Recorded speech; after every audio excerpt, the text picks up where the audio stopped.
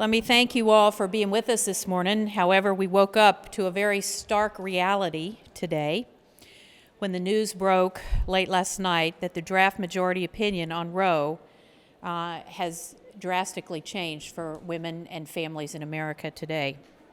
It was more than a gut punch. We've been here before, and we know where this leads. In the mid-'80s and early '90s, I was a clinic administrator at 2 clinics in Los Angeles and San Diego. I knew what it meant for women who had to cross the border from Mexico to get a legal abortion.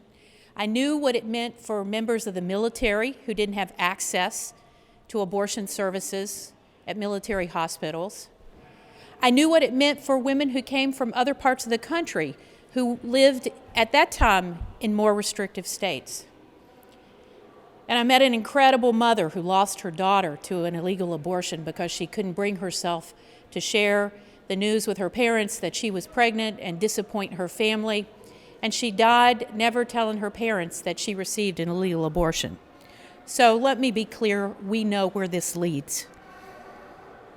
I want to acknowledge Speaker Rendon, who couldn't be with me this morning, but to let you know that he is my legislative partner, and he will be my partner in making sure that the constitutional amendment gets on the ballot for November.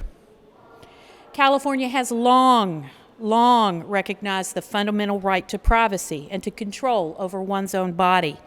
And now we are going to make sure that right is enshrined in our Constitution.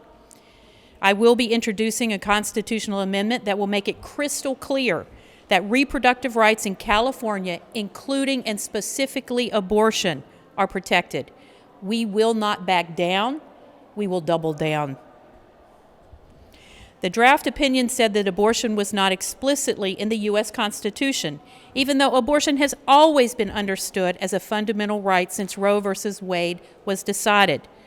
We are putting the right to abortion explicitly into the California Constitution and clarifying that it is a fundamental right. California will continue to be a beacon of hope for women and families who need access for reproductive care and abortion, here in our own state and across the country. We will not leave the women and families impacted by the backwards, reckless policies of other states without options. We're preparing through legislation a package of bills led by members of our Legislative Women's Caucus, and through coalition building with partners like the Future for Abortion Council, and through actions like this constitutional amendment. If the Supreme Court of the United States won't protect our bodily autonomy, California will make sure our Constitution leaves no room for confusion.